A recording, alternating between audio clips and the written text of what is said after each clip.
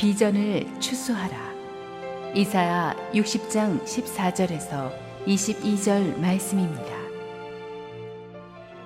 너를 괴롭히던 자의 자손이 몸을 굽혀 내게 나아오며 너를 멸시하던 모든 자가 내 발 아래에 엎드려 너를 일컬어 여호와의 성읍이라 이스라엘의 거룩한 이의 시온이라 하리라.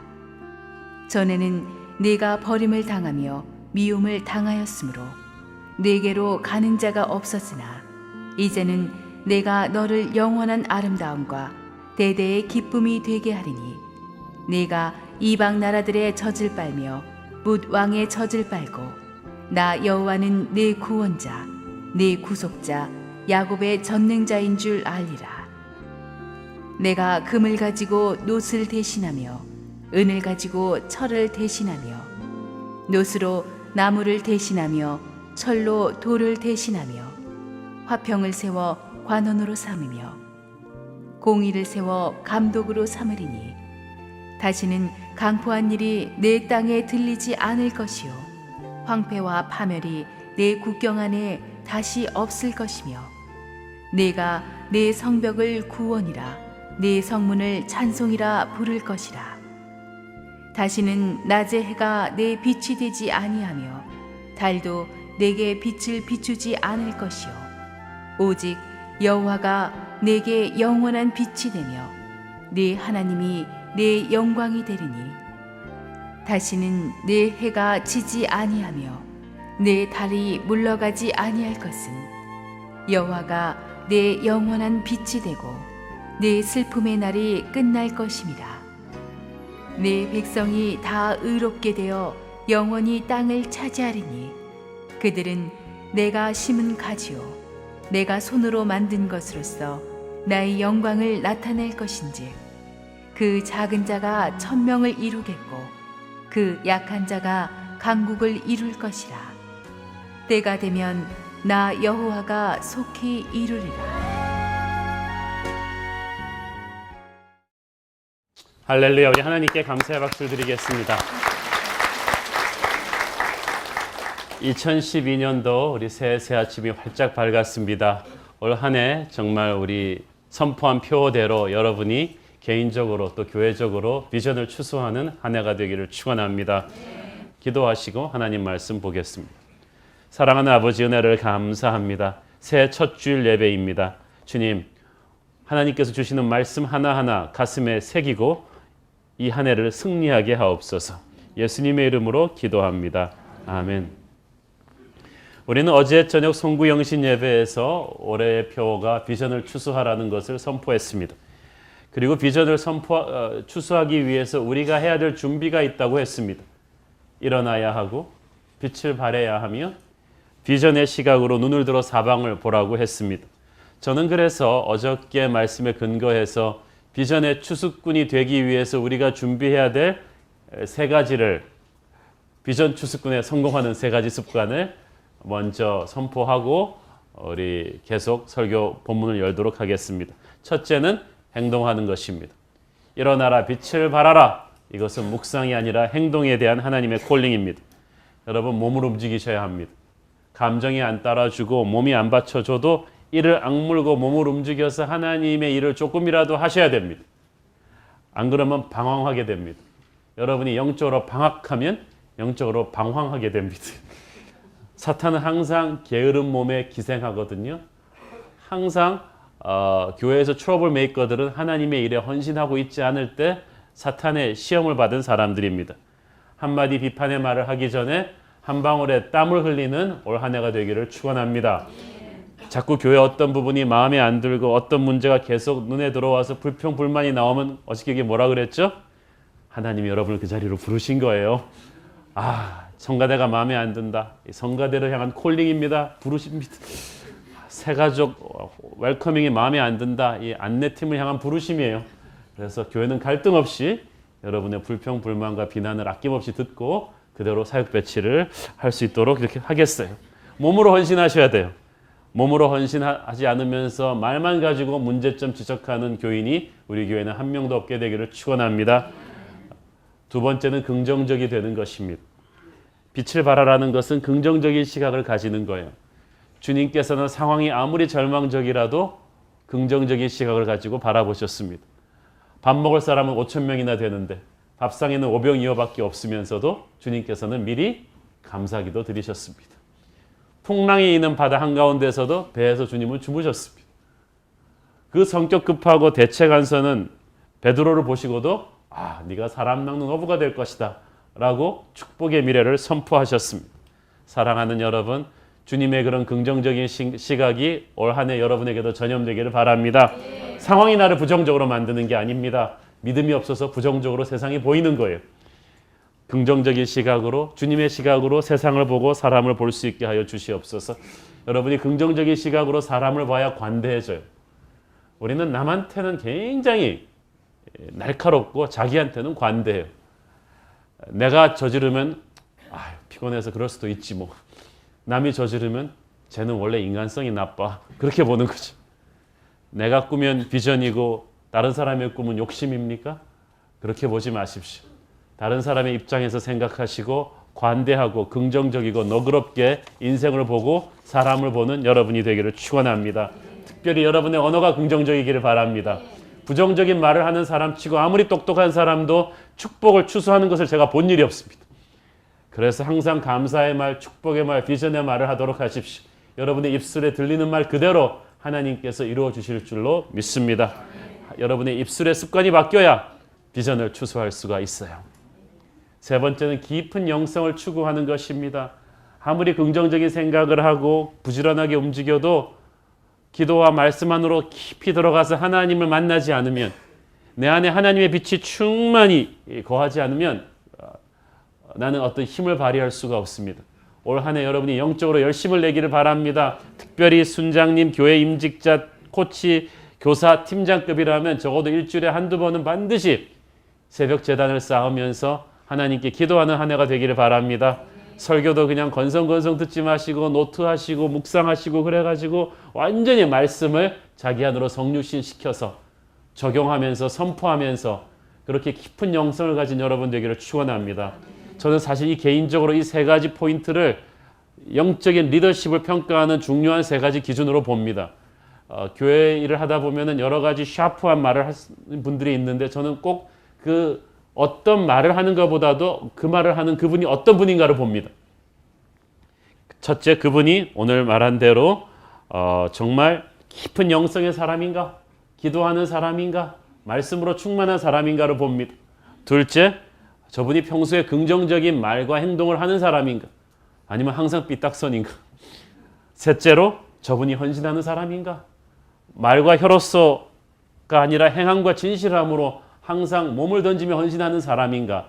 이 세 가지가 갖추어진 분이 무슨 얘기를 하면 저는 옷깃을 여미고 듣습니다.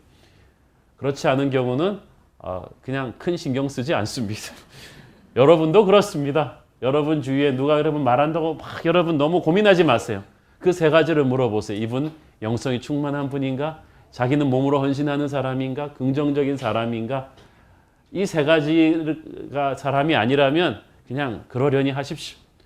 하나님의 사람은 이 세 가지 축복을 추수할 수 있는 그릇을 준비한 사람인 줄로 믿습니다. 올 한 해 여러분이 비전을 추수할 텐데 그 축복을 추수할 그릇으로 자기 자신을 준비시키기를 바랍니다. 자, 우리가 추수하게 될 6가지 비전을 오늘의 말씀을 통해서 선포할 텐데 6가지 비전을 선포하면서 성경 말씀을 하나씩 제가 드릴 거예요. 그러면 그 성경 말씀을 집에 가서 꼭 찾으셔서 올 한 해 그냥 여러분 책상에 딱 붙이시고 선포하고 자기 것으로 만드시기를 바랍니다. 첫째는 상처를 치유받는 축복이 여러분에게 있기를 바랍니다. 우리가 세상에서 받는 상처의 거의 90%는 사람에게서부터 옵니다. 우리는 섬처럼 다른 사람과 단절된 채로 살아갈 수 없습니다. 어차피 우리 아파트에 옆에 사는 주민들이 있고요. 우리 직장의 동료들이 있고요. 고객들 만나야 되고요. 성도들끼리 교제해야 됩니다. 그런데 살아간다는 것, 나이가 먹는다는 것은 사람으로부터 받는 상처가 더 많아진다는 것을 의미하죠. 14절, 15절도 보니까 이 이스라엘도 얼마나 이 상처가 많은지 몰라요. 특히 사람들로부터 받은 상처가 컸습니다. 저기 보세요. 14절에 보니까 너를 괴롭히던 자가 있었다 했습니다. people who oppressed you. 그러니까 힘을 가지고 힘 있다고 너를 억누르던 사람이 있었다는 것입니다. 중소기업 하시던 분들이면서 대기업에 하청 놓는 분들은 그 서러움을 잘 알고 있죠. 힘을 가진 자가 억누를 때 얼마나 서러운 건지. 너를 멸시하던 자가 있었다고 했습니다. 네가 가난하기 때문에, 힘이 없기 때문에, 못 배웠기 때문에, 인맥이 없었기 때문에 너를 멸시하는 자들이 있다는 것입니다. 미국에서 이민가 살아본 교포들은 인종차별로 멸시당하는 경우가 있습니다. 멸시당하는 것. 셋째, 너를 버렸던 자가 있었다는 것입니다. 너를 이용해 먹고 버린 사람들이 있었다. 네가 힘이 없다고 버린 사람들이 있었다. 네가 가장 약하고 외로울 때 등을 돌려버린 사람들이 있었다는 것입니다. 여러분, 버림당해 보셨습니까? 저는 가끔 가다가 이렇게 TV에서 어렸을 때 이제 미국으로 입양돼 가지고 캐나다로 입양되었다가 잘 커가지고 20대 후반에 훤칠한 청년이 돼서 돌아온 우리 2세들 부모 찾겠다고 생부 생모 찾겠다고 방송할 때 하는 첫 번째 마디가 뭔지 아세요? 엄마 아버지가 날 버렸다고 나가 원망하지 않는다. 그거야. 나한테 미안하지 말고 이 TV를 보고 있으면 나를 찾아오라. 만나고 싶다. 저 볼 때 그냥 눈물이 글썽한 거예요. 걔네들은 태어날 때부터 한번 버림을 당해봤죠.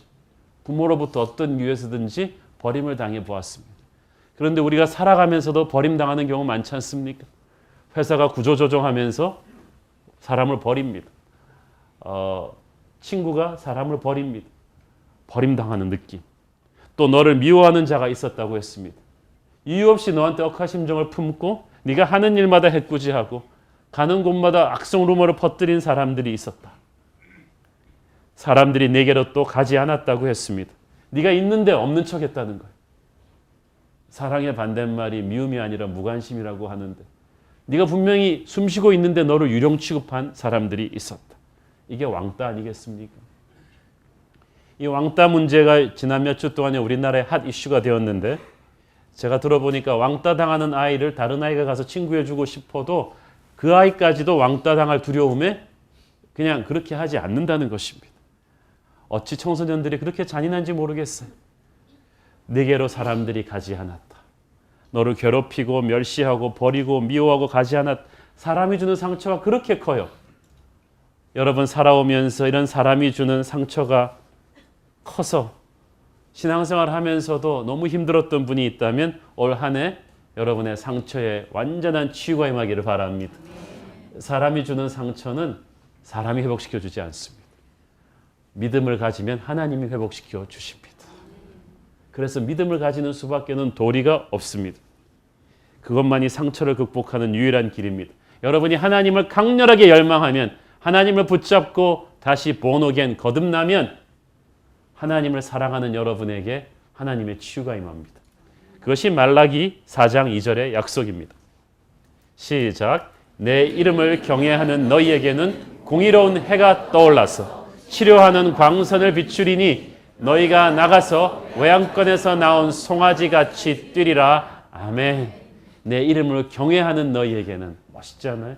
내 이름을 those who revere my name 하나님을 믿고 하나님을 사랑하고 하나님을 붙잡는 사람에게는 하나님의 치료하는 레이저 광선 같은 광선이 나가서 여러분을 치유해서 송아지처럼 뛰는 그런 활기찬 인생을 만들어 주겠다는 것입니다. 이때까지 사시면서 이 사람 저 사람으로부터 받은 여러분 영혼의 상처를 올 한 해 하나님께서 반드시 치유해 주시기를 축원합니다. 두 번째는 경제적인 회복입니다. 나라가 수출 총액 1조 달러를 달성하고 세계 경제 수출국 7위가 되었지만 아직도 우리의 체감 경기는 차갑습니다. 아직도 서민들은 굉장히 힘듭니다. 우리 성도들 중에도 경제적으로 힘든 분들 많습니다. 수입은 그대로인데 물가는 치솟고 아이들 교육비와 생활비는 그냥 숨이 턱턱 막힙니다. 사업을 하면서 조금만 더 견디면 될 것 같은데 자금이 돌지 않아서 이 경영자의 마음은 새까맣게 타들어갑니다. 남들은 사장님 하는데 자기 속으로는 죽을 맛입니다. 주일날 교회 올 때 겉으로는 웃고 있어도 이 돈 문제 때문에 속으로는 울고 있는 분들 많습니다. 혹자는 말합니다. 치사하게 돈 얘기하지 말라고. 그런데 왜 그 치사한 돈이 사람 피를 말릴까요? 경제적인 문제로 너무 오래 시달리면요, 사람이 기가 죽어요. 그냥 마음이 비참해지고 예배 드릴 때도 그냥 답답합니다.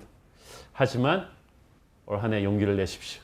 하나님께서 여러분을 결코 버리지 않을 것입니다. 예수 믿으면 다 부자 된다는 건 기복신앙이죠.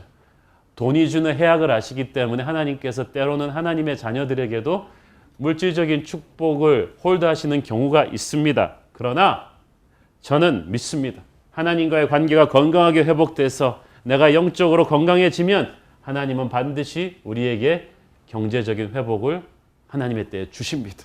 살려주십니다. 그리고 하나님이 주시는 물질의 회복은 우리가 생각하는 것하고 차원이 달라요. 17절 함께 읽겠습니다. 시작. 내가 금을 가지고 놋을 대신하며 은을 가지고 철을 대신하며 놋으로 나무를 대신하며 철로 돌을 대신하며 화평을 세워 관원으로 삼으며 공의를 세워 감독으로 삼으리니. 자, 여기서 보세요. 놋을 더 좋은 놋으로 바꿔주는 게 아니고 놋 대신에 금으로 준다는 거예요. 철을 더 좋은 철로 바꿔주는 게 아니고 철을 은으로 바꿔주는 것입니다. 쉽게 말하면 이런 거예요. 여러분의 자전거를 더 좋은 자전거로 바꿔주는 게 아니라 자전거 대신 차를 주는 거예요. 차를 더 좋은 차를 주는 게 아니라 차 대신 비행기를 준다는 것입니다. 기대하시라. 여러분이 열심히 일하면 그냥 조금 업그레이드 하는 거고 하나님의 축복이 임하면요, 차원이 달라지는 줄로 믿습니다. 세계가 달라져 버려요. 중요한 것은 물질적인 축복을 받기 전에 영적으로 바로 서야 한다는 것입니다. 영적으로 바로 선다는 말은 단순히 교회 다닌다는 뜻이 아닙니다. 말씀을 듣고 그 말씀이 내 안에 들어와서 나를 변화시키며 내가 그 말씀대로 실천하기 시작할 때 영적으로 바로 서는 거예요. 영적으로 바로 서는 자, 그 집안, 그 나라에 하나님께서는 감당할 수 없는 축복을 반드시 부어줄 거라고 약속하셨습니다.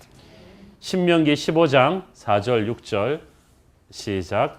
내가 만일 내 하나님 여호와의 말씀만 듣고 내가 오늘 내게 내리는 그 명령을 다 지켜 행하면 내 하나님 여호와께서 내게 기업으로 주신 땅에서 내가 반드시 복을 받으리니 너희 중에 가난한 자가 없으리라.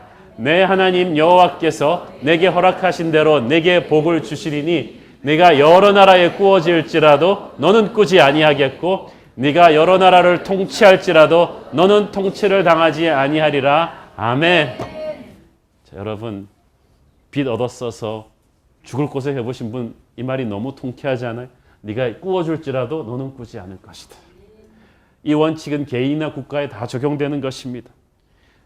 미국 청교도 조상들은 진짜 빈털터리로 시작했어요.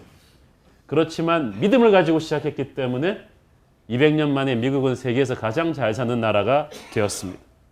그런데 지난 몇십 년 동안 미국이 신앙적으로 타락해버렸습니다. 엄청나게 타락했습니다.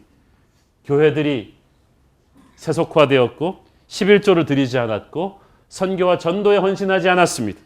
그러면서 미국의 청소년들이 성적인 타락과 동성애와 마약에 물들어가면서 이제 미국의 연방정부, 주정부들은 태반이 빚더미에 올라서 파산일보 직전입니다. 유럽이 그렇습니다. 제가 아는 많은 서구의 목회자들은 바로 이 서구의 경제적인 위기는 영적인 타락에서부터 시작되었다고 인정하고 있습니다. 우리나라는 안 그렇습니까? 우리가 언제부터 보릿고개 면했습니까? 세계 150등 가는 빈곤 국가였던 이디오피아보다도 못 살았던 우리나라가 언제부터 세계 7위의 경제대국이 되었습니까? 단 100년 만에 우리 운명이 바뀐 거예요. 기독교 복음이 들어온 그 순간부터 나라의 운명이 바뀐 것입니다. 여러분, 그냥 잘 살게 되어서는 안 돼요. 영적으로 바로 선 다음에 하나님의 축복으로 잘 살게 되어야 그 돈이 우리를 망치지 않습니다. 그래야 잘 살게 되어서도 타락하지 않고 그 돈으로 하나님께 영광을 돌리는 것입니다. 신명기 8장 10절 말씀 보세요. 시작. 내가 먹어서 배부르고 내 하나님 여호와께서 옥토를 내게 주셨으므로 말미암아 그를 찬송하리라. 돈 벌고 나서 자기가 잘나서 그런 줄 알고 흥청망청하면서 가정이 망가지는 사람이 있죠. 그런 것이 아니고 믿음으로 하나님을 붙잡아서 하나님이 주신 부를 누리는 사람은 그 축복을 누리면서 하나님께 찬송하고 영광 돌리게 되는 것입니다. 저는 올 한 해 반드시 여러분에게 물질의 축복과 영적인 축복이 함께 가기를 바랍니다. 이 영적인 축복이 밑에 기초공사가 되지 않는 물질의 축복은 위험해요. 무너져요. 타락시켜요. 그렇지만 영적으로 여러분이 성공하고 물질적으로도 성공하기를 바랍니다. 사랑하는 자여, 네 영혼이 잘됨 같이 네가 범사에 잘되기를 내가 간구하노라. 주님, 올 한 해 우리 새로운 교회 성도들 돈 문제가 다 해결되게 하여 주시고 하나님에게 영광을 돌릴 수 있도록, 교회를 위해 헌신하고 주님 나라 위해 쓸 수 있도록 주님께서 축복해 주실 줄을 믿습니다. 세 번째로 리더십의 회복입니다. 이스라엘은 지도자 잘못 만나서 망했습니다. 우상 숭배하고 음란과 부정부패를 일삼는 왕들 때문에 이스라엘 사람들이 가난해졌고 하나님을 떠났고, 그래서 국력이 쇠퇴해서 주변 강대국의 침입을 받아서 나라가 망해버렸어요. 많은 나라들이 지도자 잘못 만나면 끝납니다. 1960년대 초반만 해도 우리나라 장충 체육관을 지어줄 정도로 부자였던 필리핀, 한국과는 상대가 안 되게 잘 살았던 필리핀이 이제는 필리핀 여성의 3분의 1을 전 세계에 일하는 사람으로 보내서 노동을 해서 나라를 먹여 살리지 않을 만큼 파탄 직전까지 간 것은 마르크스라는 지도자를 잘못 만났기 때문입니다. 잘못된 지도자 만나면 죽을 고생합니다. 올해 그래서 우리 기도 많이 해야 됩니다. 총선과 대선이 있습니다. 저마다 자기가 국민이 부른다고 하지만 우리는 부른 적이 없는데 자기들은 불렀다고 나옵니다. 홍수 때 먹을 물 없다고 진짜 지도자감이 보이지를 않습니다. 여당도 야당도 답답합니다. 우리는 지금 최고의 지도자를 뽑는 게 아니라 최악의 지도자를 피해야 될 상황인데 올해 특별히 나라 위해서 기도 많이 하셔야 됩니다. 우리나라뿐입니까? 미국, 중국, 프랑스 다 지도자 바뀝니다. 전 세계를 위해서 기도해야 합니다. 특별히 북한의 저 27살짜리 어린 철부지 지도자가 어떻게 그 밑에 핵심 측근들에게 이용당하고 북한의 저 무서운 무기들은 어떻게 잘못 사용될지 우리가 나라를 위해서 비상하게 기도해야 하나님이 평화로운 통일을 주실 것입니다. 근데 지도자를 잘못 만나면 큰일 나요. 비단 정치 지도자뿐만 아니라 여러분 살아오면서 여러분 인생에서 잘못된 권위 때문에 상처받은 분들 많잖아요. 폭력적인 부모를 만난 사람, 평생 그 상처를 안고 갑니다. 폭압적인 선생님을 만난 사람, 잘못된 영적 지도자, 잘못된 직장 상사를 만난 사람은 그 상처가 평생을 가는데 오늘 하나님께서 잘못된 권위가 주었던 상처를 회복시켜 준다는 것입니다. 17절을 보십시오. 17절 끝부분에 화평을 세워 관원으로 삼으며 I'll make peace your governor. 공의를 세워 감독으로 삼으리니 I'll make righteousness your ruler. 지도자를 바꿔주겠다는 것입니다. 평화와 정의의 지도자를 세워서 나쁜 지도자가 주었던 상처를 너에게서 없이해 주겠다는 것입니다. 할렐루야. 올해 하나님께서 여러분의 가슴에 잘못된 권위 때문에 받았던 상처를 깨끗이 치유해 주시기를 바랍니다. 잘못된 인간의 권위가 준 상처를 온전한 권위이신 하나님께서 치유해 주실 것입니다. 하나님이 우리를 친히 다스려 주실 것입니다. 이사야서 40장 11절 시작. 그는 목자같이 양떼를 먹이시며 어린 양을 그 팔로 모아 품에 안으시며 젖먹이는 암컷들을 온순히 인도하시리로다. 아멘. 완전하신 권위이신 하나님, 우리에게 좋은 지도자를 허락하여 주옵소서. 우리나라에 좋은 다음 대통령을 허락하여 주시고 국회의원들이 올곧은 사람들이 제대로 된 사람들이 세워지게 하여 주시고 우리와 우리 자녀들이 살아갈 세상에서 좋은 직장 상사 만나게 하시고 좋은 스승 만나게 하시고 좋은 목사 만나게 하여 주시옵소서. 여러분도 좋은 순장, 주일학교 선생님, LCS 코치, 청년부 멘토 만나셔야 돼요. 좋은 사람 만나는 게 최고의 축복입니다. 좋은 지도자 없다고 불평만 하지 말고 여러분 자신부터 좋은 지도자들 공부를 하십시오. 좋은 권위, 좋은 리더십의 회복을 위해서 오늘 하나님께서 올 한 해 여러분에게 축복을 주시기를 바랍니다. 네 번째는 보호막의 회복입니다. 18절 우리 함께 보겠습니다. 시작. 다시는 강포한 일이 내 땅에 들리지 않을 것이요 황폐와 파멸이 내 국경 안에 다시 없을 것이며 내가 내 성벽을 구원이라 네 성문을 찬송이라 부를 것이라. 자, 모든 생물의 기본적인 본능은 자기 보호 본능입니다. 우리는 항상 누군가한테 공격당하는 두려움이 있습니다. 주먹 휘두르는 사람들이 왜 휘두르는지 아세요? 북한이 왜 저렇게 군비 증강을 하는지 아세요? 자기들이 먼저 안 치면 남한테 먼저 당할 거라는 강박관념적 두려움이 있기 때문입니다.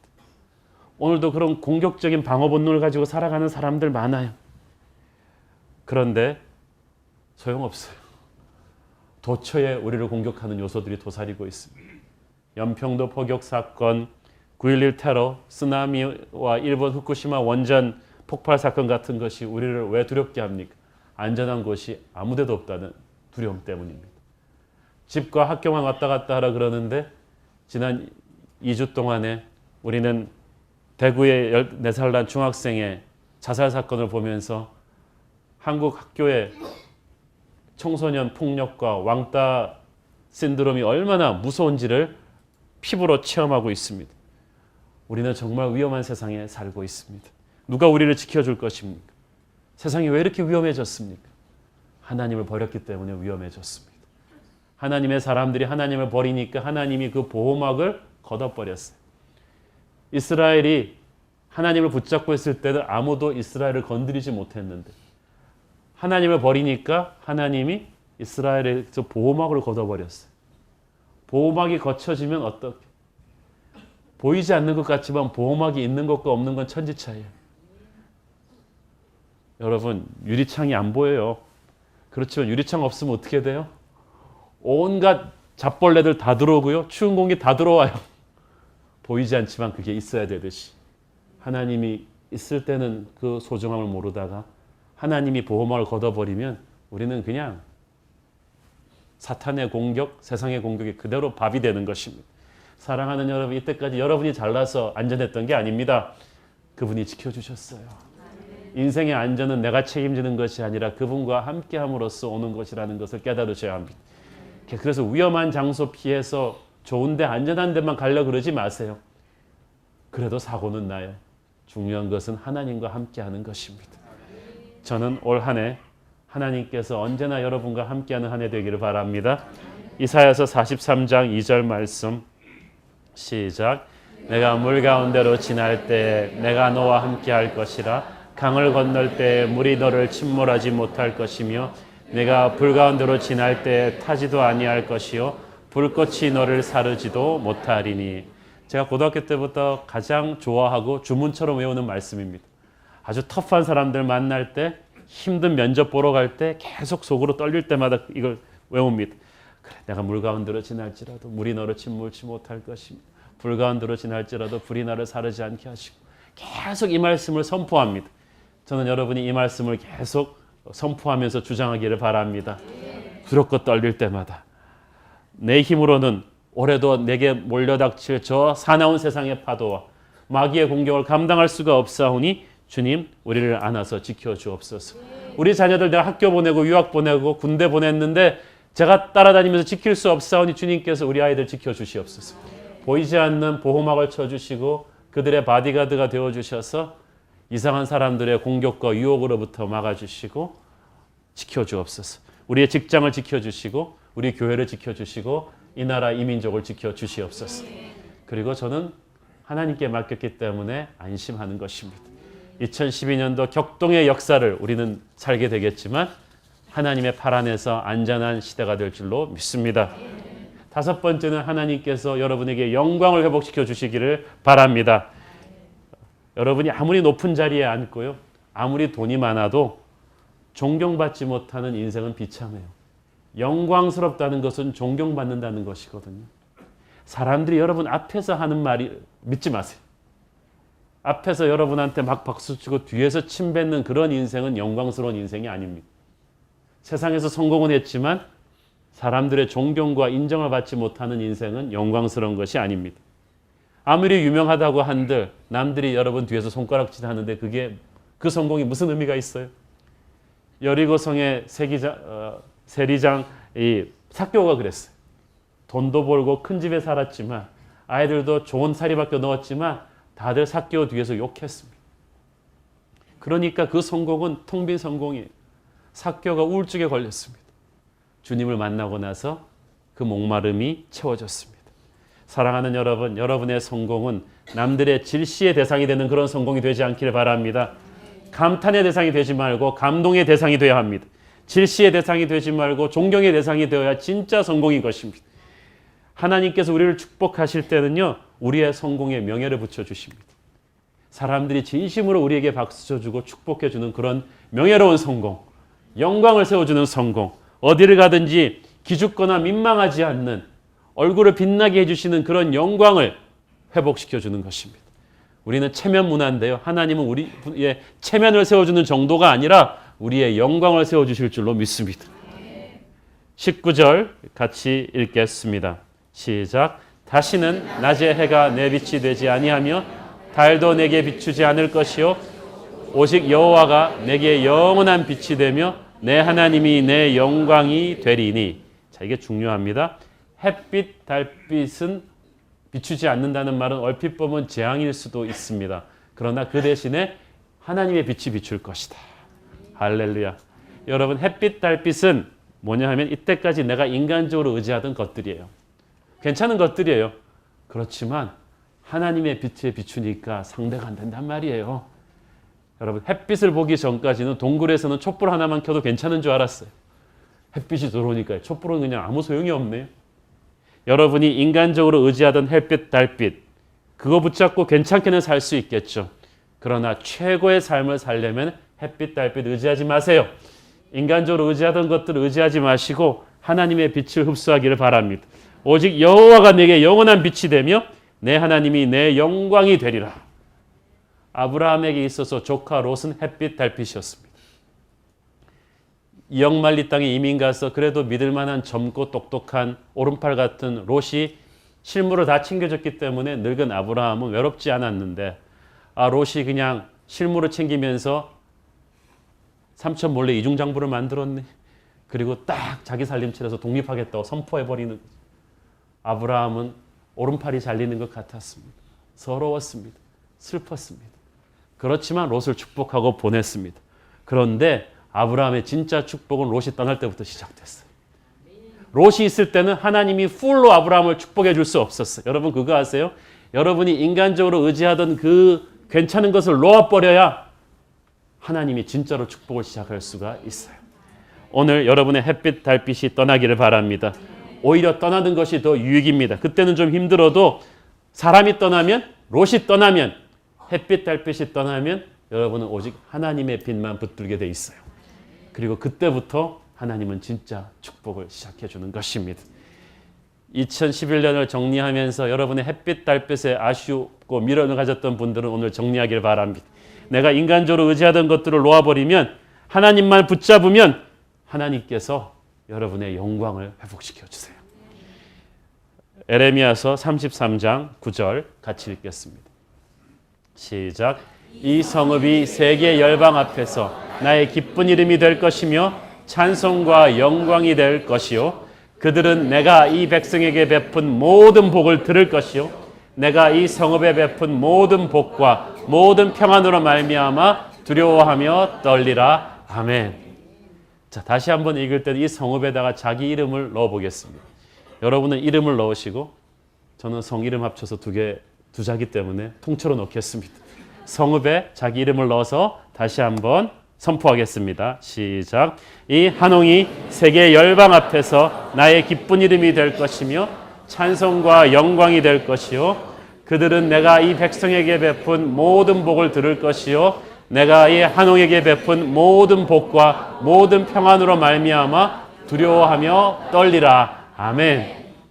한 번 더 할 텐데 이번에는 성읍에다가 새로운 교회를 넣어서 다시 한번 해보겠습니다. 시작. 이 새로운 교회가 세계 열방 앞에서 나의 기쁜 이름이 될 것이며 찬송과 영광이 될 것이요 그들은 내가 이 백성에게 베푼 모든 복을 들을 것이요 내가 이 새로운 교회에 베푼 모든 복과 모든 평안으로 말미암아 두려워하며 떨리라. 아멘.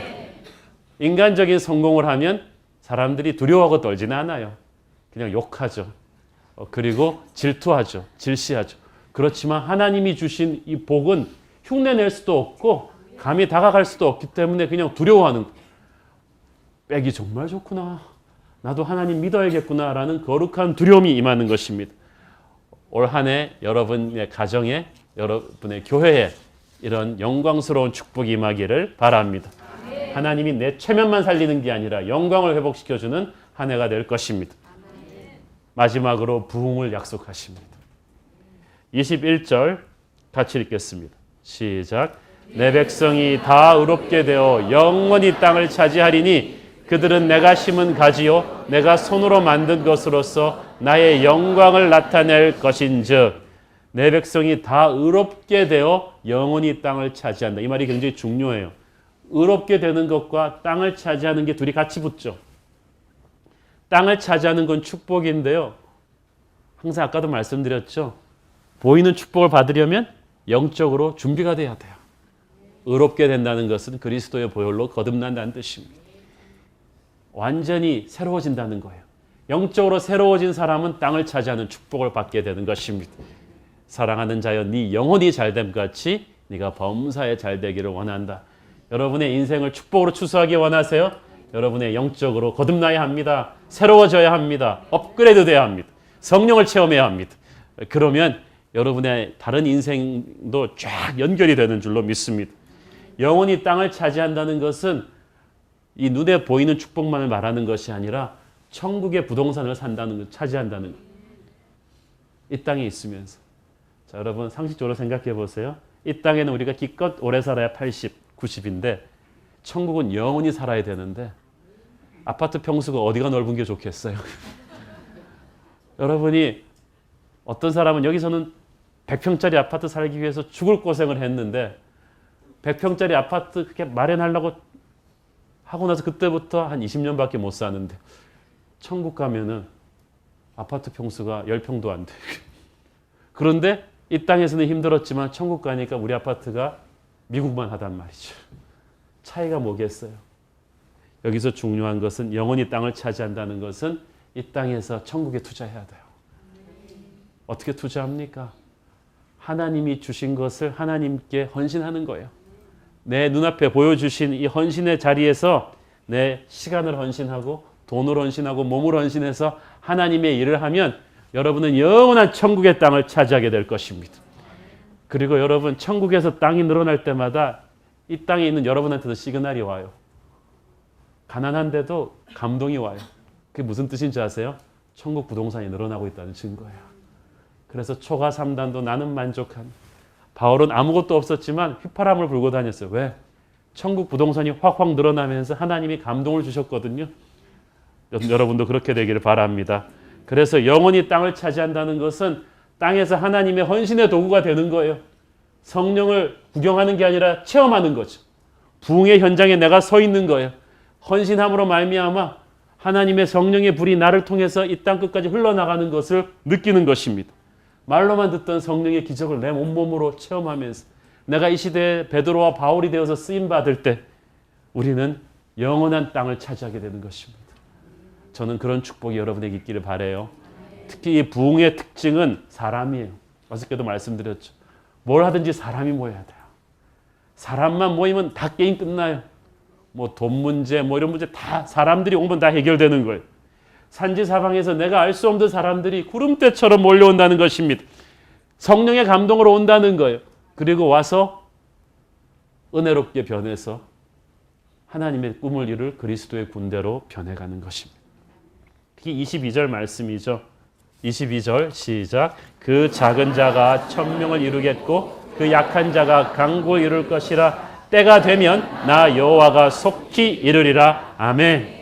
여러분 모두 하나님을 갈망하는 영적인 목마름을 가지고 이 교회로 찾아오신 분들이라고 믿습니다. 하나님께서는 여러분의 그런 영적인 목마름을 축복의 소나기로 해갈시켜 주실 거예요. 때가 되면 우리 자손들에게 이르기까지 하나님의 부흥을 부어주시고 복을 부어주시고 성령을 부어주세요. 이 세 가지가 같이 가요. 사람들이 모여드는 부흥과 하나님이 부어주는 축복과 성령을 부어주면서 우리의 자손의 미래가 변한다는 것입니다. 여러분 자손들을 위해 줄 수 있는 가장 큰 투자는 성령 세례예요. 하나님을 경험하는 것입니다. 저는 우리가 부흥을 체험하고 우리의 자녀들도 부흥을 체험하고 하나님의 복을 체험하고 성장하고 늘어나는 것을 경험하게 될 줄로 믿습니다. 이사야서 44장 3절 4절 이 말씀 특히 올해 여러분에게 주는 예언입니다. 함께 읽겠습니다. 시작. 나는 목마른 자에게 물을 주며 마른 땅에 시내가 흐르게 하며 나의 영을 너의 자손에게 나의 복을 너의 후손에게 부어주리니 그들이 풀 가운데서 솟아나기를 시냇가에 버들같이 할 것이라. 아멘. 주님, 이 말씀이 우리 가문에 임하게 하여 주시옵소서. 우리 교회에 임하게 하여 주시옵소서. 우리의 자손들에게 임하게 하여 주시옵소서. 그걸 믿는 거예요. 어젯밤 송구영 신예배와 오늘 신년예배 설교의 본문인 이사야서 60장은요. 처음 새로운 교회를 개척하려고 결심했던 바로 그 다음 날 하나님께서 제게 주신 말씀입니다. 저는 그때까지 교회를 개척하려는 생각을 해보지도 않았고 준비를 전혀 안 해놨었기 때문에 처음에 정말 막막했습니다. 원래 인생의 진짜 친구는 힘들 때 알아본다고요.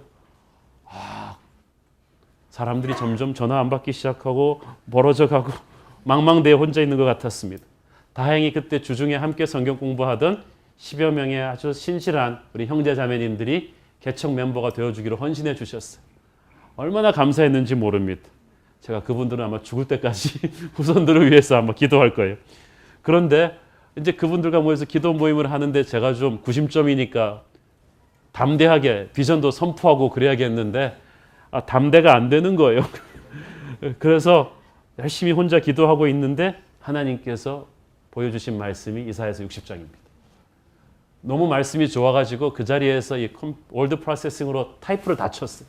한국말로 한번 쫙 치고 영어로 쫙 치는데 막 눈물이 나는 거예요. 특별히 마지막 절에 그 작은 자가 모여 1000명을 이루겠고, 저는 그냥 문자 그대로 1000명이 모이겠네 1년 안에. 그래서 우리 개척 멤버들한테 그렇게 얘기했더니 다들 저를 쳐다보는 표정들이 목사님이 너무 힘드니까 굉장히 처절한 마음으로 그런 비현실적인 비전을. 그런데 정확하게 1년 만에 우리 그렇게 됐거든요. 그리고 그것은 시작에 불과했습니다. 숫자가 중요한 것이 아니라 하나님께서 얼마나 퀄리티 있는 좋은 분들을 땅끝에서부터 지난 2년 반 동안 우리에게 보여주셨는지 모릅니다. 여러분 한 사람 한 사람이 그렇게 기가 막힌 분들 아니겠습니까? 저는 그래서 어젯밤에도 말씀드렸듯이 매주일 예배마다 사람 구경하는 게 취미입니다. 어디서 저런 분들이 왔을까? 어디서 저렇게 인물도 좋고 인품도 훌륭하고 헌신적인 분들이 그냥 산지사방에서 왔을까? 물론 저는 제 개인적인 매력으로 끌어들였다고 말하고 싶었지만 전혀 그건 아닌 것 같고 그냥 하나님이 보내주신 거예요. 그래서 정말 엎드려 기도하며 주님 고마워요. 주님 큰 영광 받아 주시옵소서. 이것은 제 힘으로 모은 사람들이 아닙니다. 이제 우리는 다음 주일부터 이 공간에 5배가 넘는 새로운 예배 장소로 가서 새로운 역사를 열게 됩니다. 하나님이 우리에게 이때까지 주셨던 축복은 서막에 불과한 엄청난 비전을 추수하게 해주는 한 해가 될 줄로 믿습니다. 이 비전을 추수할 때 여러분 이 한가운데 딱 있어야 돼요. 자꾸 집에 가면 안 돼요. 하나님의 비전의 흐름이 있을 때 예배 때 가슴을 펴고 그 은혜를 다 받아가야 되고요. 하나님의 꿈을 준비해야 됩니다. 아직 우리는 너무나 많이 부족합니다. 저는 여러분이 다시 한번 처음 시작하는 심정으로 첫사랑의 마음으로 옷깃을 여미고 다시 한번 저와 함께 겸손히 교회를 위해 헌신해 주시기를 부탁드립니다. 더 겸손히, 더 진지하게, 더 깊이 서로를 사랑하면서 헌신할 때 하나님께서는 올 한 해 우리가 생각하지도 못한 크고 비밀한 일을 여러분에게 부어줄 줄로 믿습니다. 우리가 생각하지도 못한 축복이 온다는 걸. 그런 축복이 올 때는요 그냥 꺽꺽 놀라면서 사는 거지. 이 돈이 어디서 왔지? 이 아이디어가 어디서 왔지? 이런 고객이 어디서 왔지? 이런 일이 어떻게 생겼지? 놀라면서 1년 내내 살기를 그렇게 축원합니다. 하나님의 비전을 추수하는 축복의 한 해가 되기를 바랍니다. 기도하겠습니다. 사랑하는 아버지 은혜를 감사합니다. 우리는 기가 죽어서 땅을 쳐다보면서 상처투성이로 살아가던 보잘것없는 존재들이었는데 하나님 눈을 들게 하셔서 상처를 치유하시며 영광의 비전을 바라보게 하시니 감사합니다. 열방을 가슴에 품게 하시니 감사합니다. 비전의 눈을 들어보니 올 한 해 우리에게 몰려들 사람들이 보입니다. 재물이 보입니다. 능력이 보입니다. 축복의 기회들이 보입니다. 하나님 믿음으로 그 축복을 받고 하나님 나라 위에 그 축복을 쓰게 하여 주옵소서. 우리 성도들 한 사람도 남김없이 비전을 추수하는 한 해가 되게 하여 주옵소서. 예수님의 이름으로 기도합니다. 아멘.